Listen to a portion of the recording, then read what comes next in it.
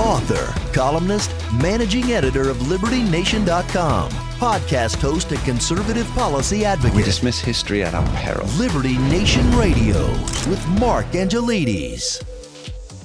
Welcome to Liberty Nation Radio, heard coast to coast on the Radio American Network. I'm your host, Mark Angelides. On today's special edition, we're talking all things legal, from Donald Trump's legal travails to Fourth Amendment issues with squatters across the country. All this and a whole lot more on today's special show. Remember, this show is proudly sponsored by LibertyNation.com, where you can access podcasts, breaking news, analysis, and a range of biting and brilliant shows to whet your appetite for freedom and your fondness for the great American Constitution. Donald Trump appears to be in a New York state of mind, with many cases coming out of the Big Apple against him, for him, and everything in between. We're very fortunate to be joined by Liberty Nation's legal affairs editor, Scott Cosenza, who joins us for this special edition examining all things lawfare.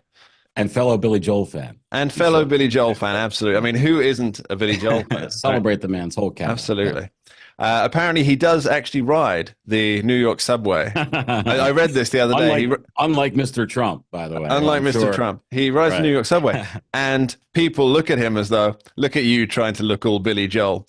That's So that's kind of, even though they assume he's not Billy Joel. But anyway, Scott, let's talk New York. So the big news this last week was, on, I believe, Monday last week, was that the bond for Donald Trump's civil case for overinflating his assets, the appeal bond, was reduced from $450+ million down to $175 million, which is, of course, mere pocket change to Mr. $100 million here, $100 million there.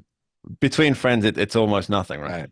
So that was the big shock there, because Letitia James, the Attorney General, who'd been bringing this case and was the pursuer of these charges, and the presenter of those charges, she was very much all over the media talking about how she's going to seize Trump's assets. And that did not work out well for her, Scott. But I guess what I really want to talk about is where this goes from now, because it may still be the crowning victory for Miss James. It may also be a bit of a win for Donald Trump, depending on how his appeals process goes. What's your initial take on the situation? Well, I'm going to approach my analysis from somebody who doesn't think that Ms. James looked at facts and applied those facts to the law using her best judgment for how to engage in an economy of effort with her office and the citizens of the state of New York, but instead did whatever she could to, quote unquote, get Donald Trump. Okay. That's a direct quote from Ms. James in her campaign to. Indeed. Yeah. And so, from that perspective, I don't know that it's possible that she can do wrong or, quote unquote, lose in a sense, because she's already won by successfully frustrating Donald Trump, getting him to have to spend his time and attention and money on fighting this case, even if he eventually wins. Now, the flip side of that coin is, of course, much like the Fonnie Willis prosecution in Georgia, perhaps it's done more damage to the progressive campaign to cancel Donald Trump than it has to Donald Trump's electoral prospects. So that's all fascinating grist for the mill, I think.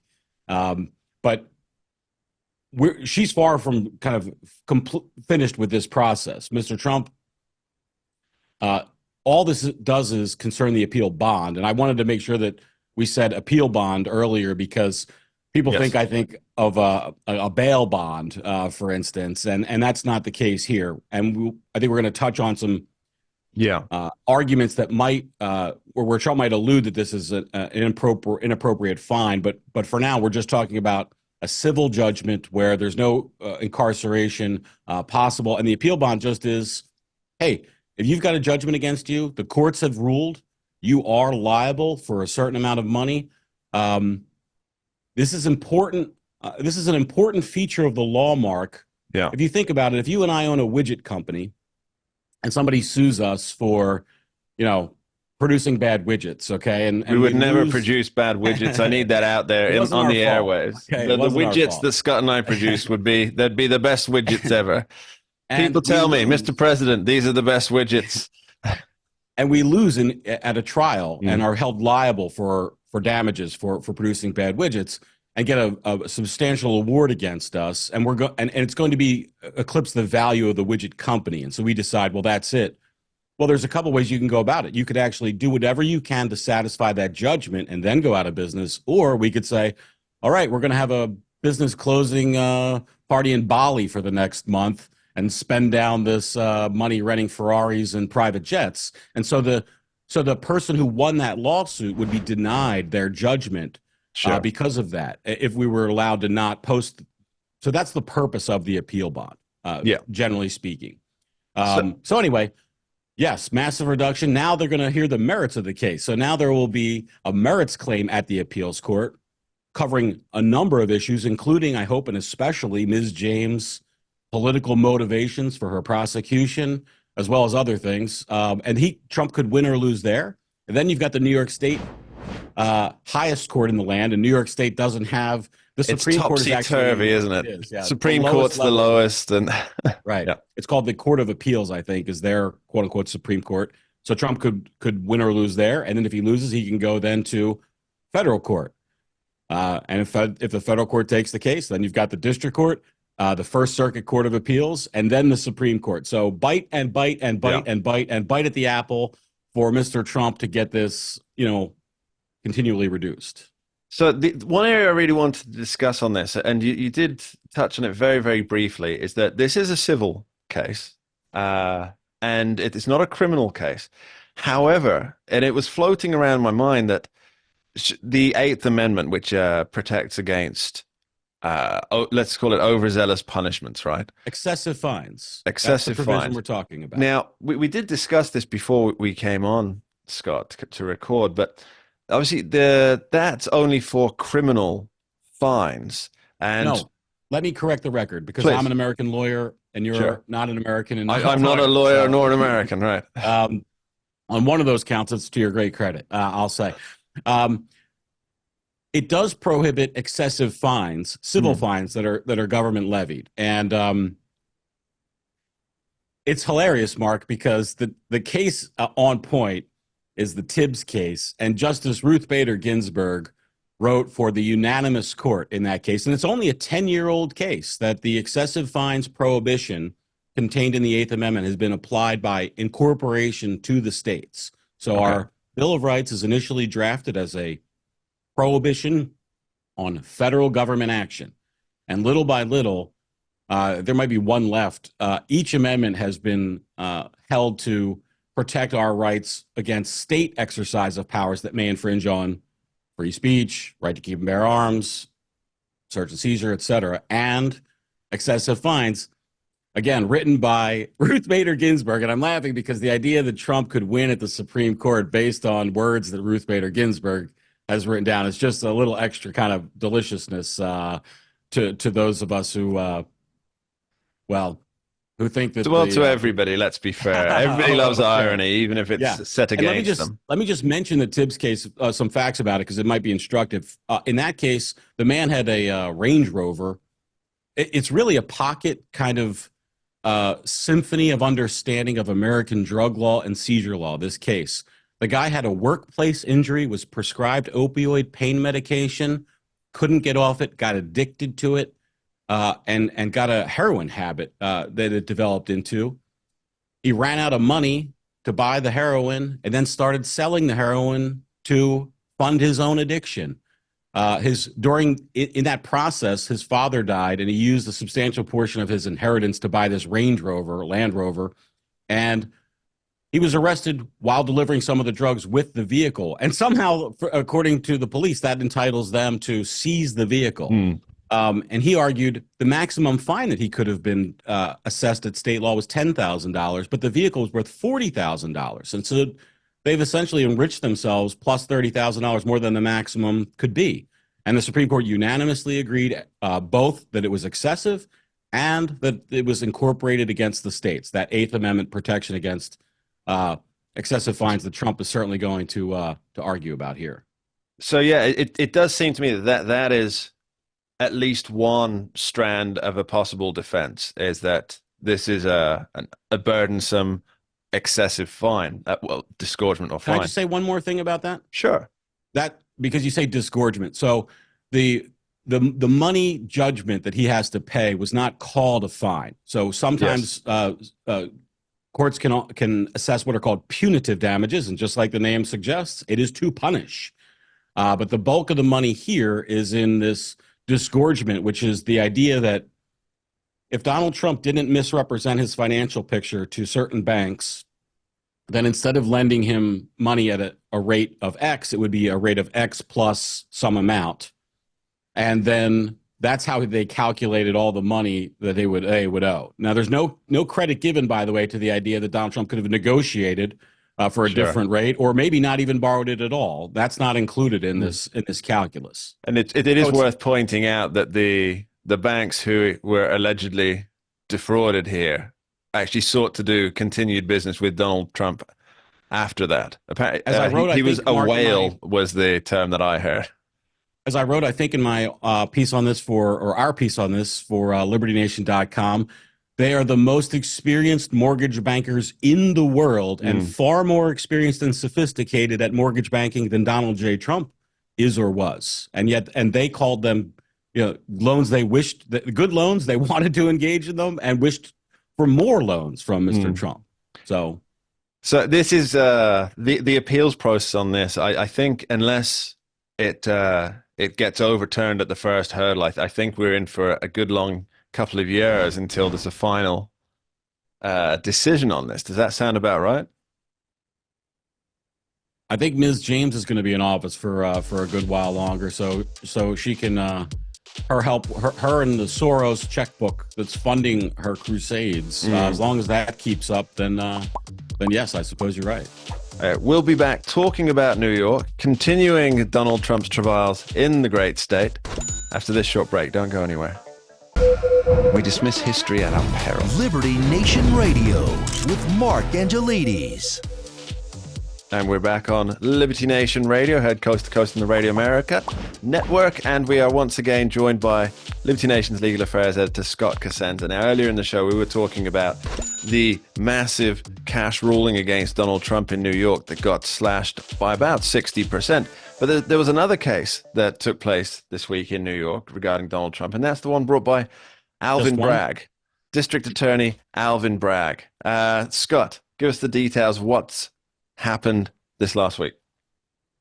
Well, this is the hush money trial, as every major media outlet seems to be calling it, whereby Donald Trump, in wishing to spare his wife and family the truth of the disclosure of his dalliance with Stormy Daniels, who had engaged a Los Angeles attorney famous for a legal version of blackmail. And so what that means is she says, I think I'm going to write my memoirs. And of course, what's going to be featured prominently in those is the night we spent together.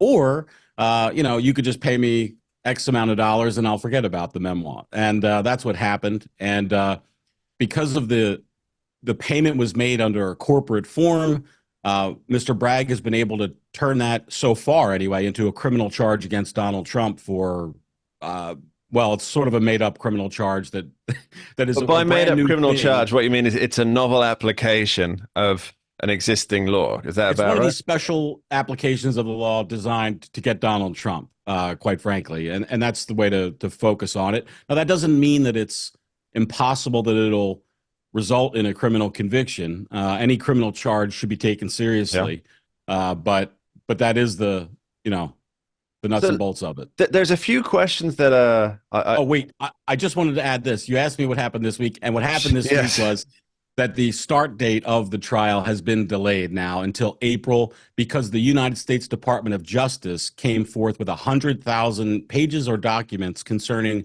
Mr. Michael Cohen. This is specifically what I want to address, Scott. They brought forward 100,000 individual documents that were to be entered into evidence, presumably. Otherwise, they wouldn't bring them, right?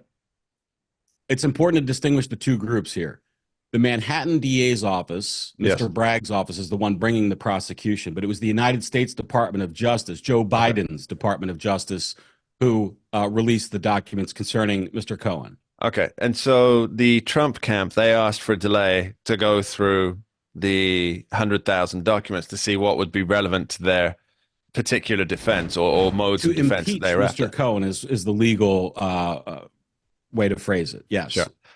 And so the judge only granted till the 15th of April, which seems like quite a short time scale considering there's 100,000 documents. But I believe the argument made by the Department of Justice was that only a small portion of these are relevant. Now, Scott, this is the part that gets my liberty bone tingling here. Right.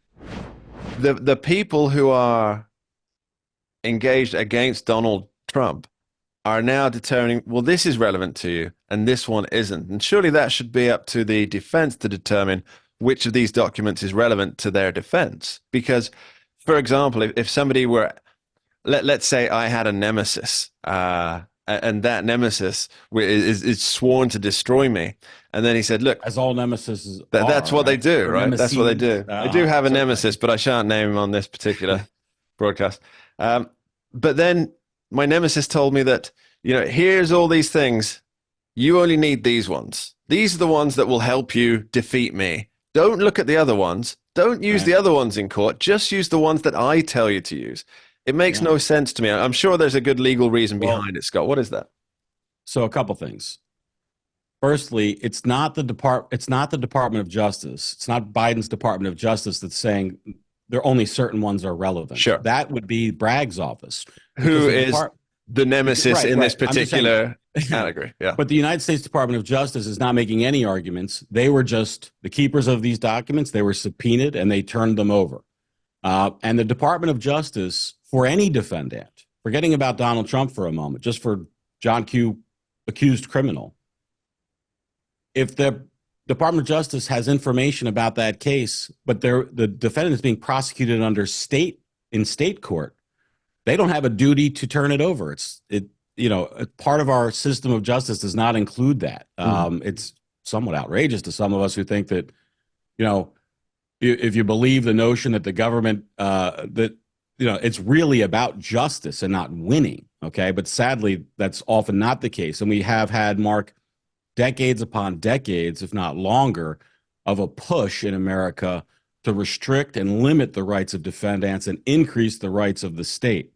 Politicians rarely get elected, even in the face of what we've seen with Donald Trump. Maybe that'll change. I hope it'll change. But on celebrating the rights of defendants against the state, most often it's tougher on crime kind of campaigns we see from all sides of the aisle. So that's the backdrop under which he's operating. So what I really want to know is if this does go against Donald Trump for one or many of the charges, what are the appeal routes here? Because there's no way he doesn't appeal this decision. Yes, that's right. And it'll be another battle. Does he have to present himself into custody or not? It'll be, I think it's a bit rich, first of all, just to even think that it's going to get to an actual verdict. I suggest it probably won't. I think there'll be interlocutory appeals that control it, but it's just a typical through state court and then up through the federal courts and up to maybe and possibly including the Supreme Court. Donald Trump should get a box at the Supreme Court the way things are going at the moment, just with his name on it, and he can just sit there and see it all out. Now, we're going to be back with Scott Cosenza after this short break. Don't go anywhere. We dismiss history at our peril. Liberty Nation Radio with Mark Angelides. And you're back listening to Liberty Nation Radio, heard coast to coast on the Radio America Network. I'm your host, Mark Angelides.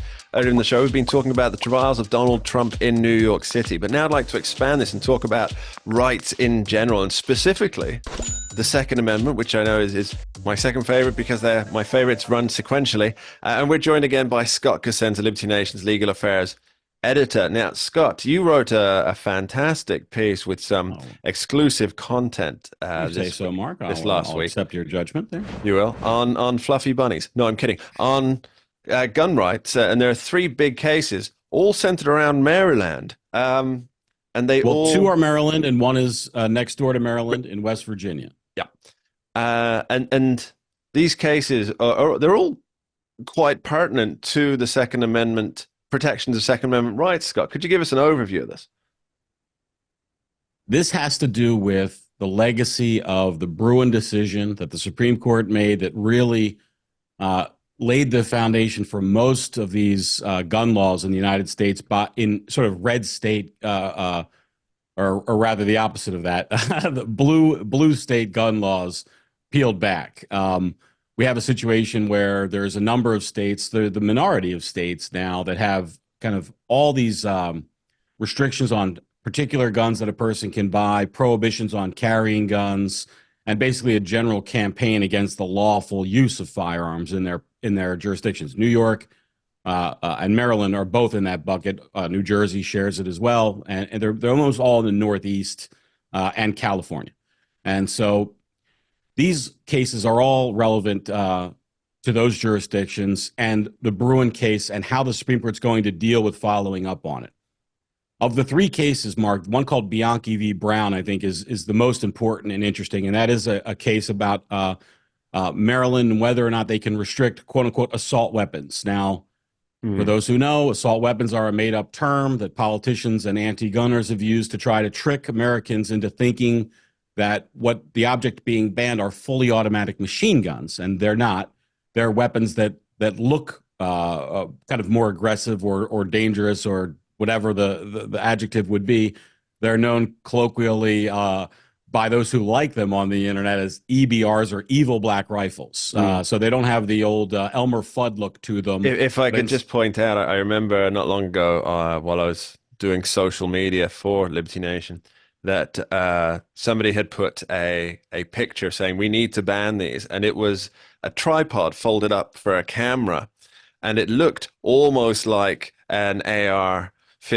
Right, Well, obviously it didn't to anybody who knows what an AR-15 looks like, but the reactions underneath were, yes, truly evil. It just really goes to show that people really don't know very much about Well, I can tell you too that as I bore witness to history with this, when these bans were coming on from the early 80s on, the local news stations, before the internet, and that's where most people got their news, the local television news stations would often run stories about gun control, and the B-roll or backdrop that they were showing were machine guns firing when they would talk about assault rifles. Now, whether that was ignorance or prejudice or some combination, I don't propaganda. know. Let's throw that one in there. But it was definitely not about illuminating the issue. And so, in any case, back to Bianchi v. Brown. This is a case by some Marylanders and some gun dealers who say we should be able to buy and sell guns that are bought and sold every day in Virginia and in Delaware and in Pennsylvania. Somehow in Maryland, they can't be. And that's a violation of the Second Amendment because they are regular, in common use, rather, and not especially deadly. Two of the kind of qualifications to make a firearm to be protected under the First Amendment. But what's kind of extra about this case is the Fourth Circuit Court of Appeals has had the case for years. They initially decided the issue before the Bruin case came out. Once the Bruin case came out, the Supreme Court accepted a review of this Bianchi case and immediately sent it back down to the Fourth Circuit, to the lower court for instructions to rule on it in light of the Bruin decision.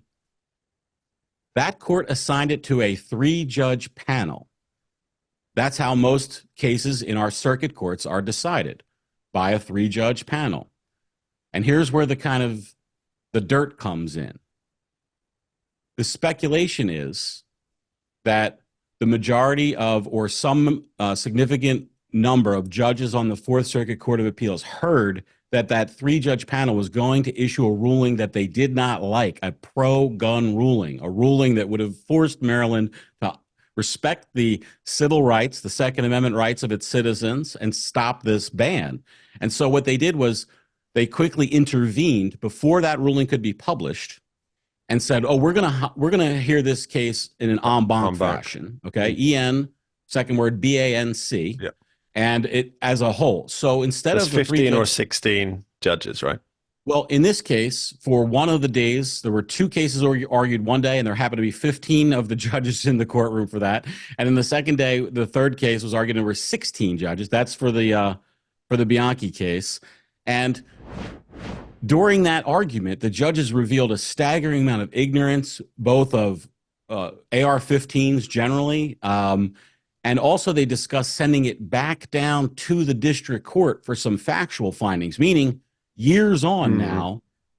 And if I didn't complete my thought there, what I wanted to say is, before that three-judge panel could rule, they said, oh, we're going to reschedule this for en banc review. So the advocates are waiting. En banc review is something that would occur in a normal case instead of a three-judge panel, not after the completion of a three-judge panel. That's where the stink goes to high heaven in terms of thinking that the fix is in for an anti-gun ruling on this case. And so what we have, Mark, is a rare case where people are asking for, the advocates are asking for a certiorari before judgment. And this came up in the news. So many, so much chance for historical education with these political prosecutions. It came up with Donald Trump's prosecution, but it's asking the Supreme Court to not wait for the Fourth Circuit to be done, and instead to say, you've had enough time, you're not doing the right thing. We're going to take the extraordinary step of reaching down and snatching this case from you before you rule on it to make sure that the people of the Fourth Circuit and Maryland, have their rights respected. So that's pending now. That's a fascinating case, because it seems that the group of judges, if by sending it back to a lower court for some factual clarification, what they're really trying to do is just extend the period of time for as long as humanly possible. Sure. And during that time, the Marylanders' rights are presumably being quashed. And so then it would go back to the lower courts. Then it would come back to them, at which point they would either do a three-judge panel of well, I don't know if they can get away with judges that, again, that might rule in the correct way, or they'd go for the en banc review again, at which point years could have passed, years more than have already passed already. And Clarence Thomas retires and is replaced by an anti-gun vote. But by Kamala Harris or Oprah Winfrey, yes, of course. I think it's Stedman, actually, who will be. So, yeah, this really brings to mind something that I hear a lot on let's call them the more left-leaning news outlets. Justice delayed is justice denied. All you have to do is think of it. So many of these issues, I think, are like this. Just change the issue. Make it the right to a jury trial or the right to free speech or any of the other fundamental rights that our Bill of Rights protects. And I think it's easy for people who aren't in the gun culture to see just how awful that violation is.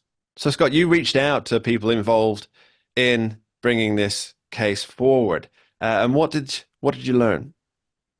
I spoke with David Kopel, who is one of the nation's premier kind of gun rights lawyers. And he actually wrote an amicus brief to the court arguing why they should take this case and grant certiorari before judgment. And he's just for the record, he's been quoted by the Supreme Court, or his arguments have been cited by the Supreme Court, I think seven previous decisions. So he's got the goods when it comes to speaking to the court on gun matters, and I'm sure they take his brief quite seriously, which is why I think it's an important brief. And it just echoes the same arguments about how it's a low-powered weapon. You know, one of the things, it was really shocking, Mark, to listen to. I listened to, I think, all 4.5 hours or so of the oral arguments in Richmond at the Fourth Circuit on these cases, and it was shocking the level of ignorance some of these judges had, and were likening the destructive power of the AR-15 to really a firearm with several orders of magnitude more destructive power than it has. I mean, it was just preposterous, really. The AR-15 fires the 5.56 set in metric terms, or .223 caliber round, which is a low-powered rifle round. It is among the lowest of the rifle calibers or cartridges. So to suggest that it's a high-powered rifle, this is a vestige of, I think, poor reporting on this issue for decades and decades. It's a low-powered rifle, but of course that doesn't sell newspapers or generate outrage. So. Scott, I think it's quite important to know that, as you point out, the judges seemed quite, in the 4.5 hour hearing, it was in Richmond because it's part of the same Fourth Circuit that covers Maryland, right?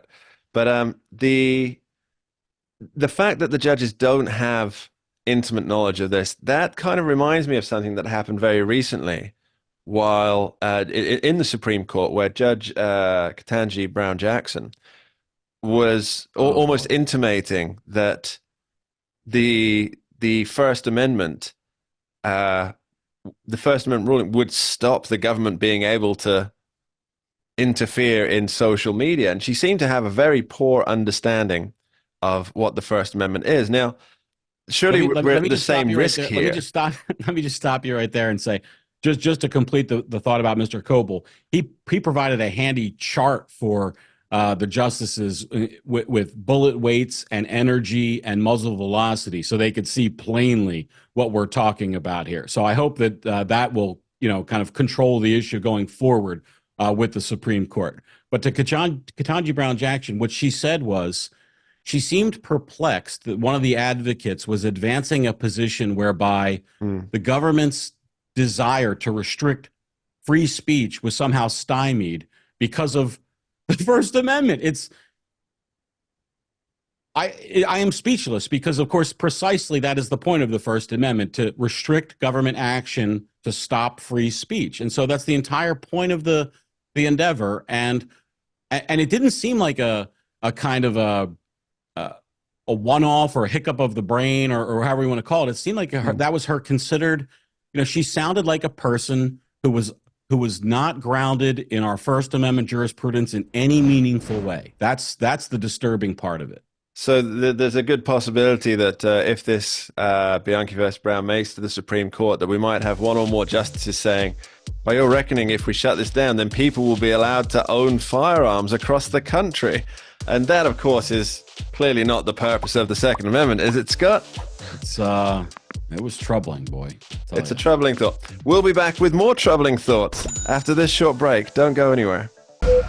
We dismiss history at our peril. Liberty Nation Radio with Mark Angelides. And we're back with Scott Cosenza, Liberty Nation's legal affairs editor on Liberty Nation Radio, heard coast to coast on the Radio America Network. I'm your host, Mark Angelides. Now, we've been running the gamut, really, on amendments today, Scott, haven't we? We've covered the Eighth Amendment, we've covered the Second Amendment, the First Amendment, three of my favorites, but there's also another one, and that's the Fourth Amendment, Scott. And that seems to be much in the news nowadays because, well, let's be fair, people are going into homes that they do not own, taking possession of those homes, and then having the full support of local police departments when saying, hey, I got to stay here as a squatter. And that seems to me to be very much a Fourth Amendment issue, isn't it, Scott? I don't see it that way. Okay. It's a civil law issue. Yes. The Fourth Amendment is a prohibition against government action.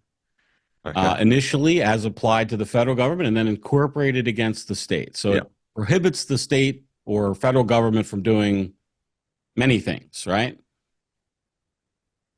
But this is about private action. This is about individual actors who are occupying private property, and the rightful owners of that property wish to be free from their presence in that property. So I don't know why you think the Fourth Amendment is the key implication for this. Because the protections of the people within the house are being administered by the state. And of course, it's being incorporated through the states, right? And so the people who turn up to get the houses that they own back, they're being hauled off and charged with trespass. And that, to me, seems as though that's the state taking an intervention in what should be a civil matter. So police officers are not well suited. Police officers are not well suited to understand who is the rightful owner of a piece of property. And what I mean by that is plenty of property in America is owned. You can imagine a case where siblings are fighting over a property that's been passed down, and a brother and a sister or cousins are saying, oh, no, I'm the owner of that. Oh, no, I am. Oh, no, they left it to me. Well, that will's being challenged. And a police officer literally called to a scene at, 9 p.m. on a Sunday night. They don't have a grounding in property law. They don't know what the hell to make of it.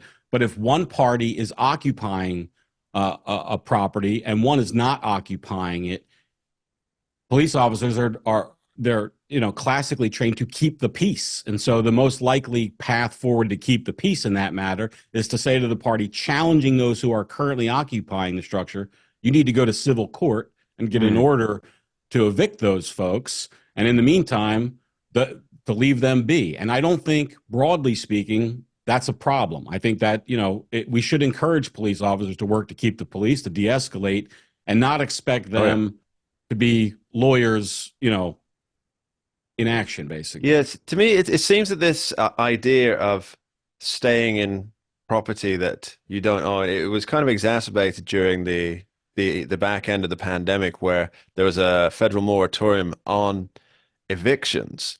Oh, and the clogging of the courts, Mark. And exacerbate, I think, is an understatement. Absolutely.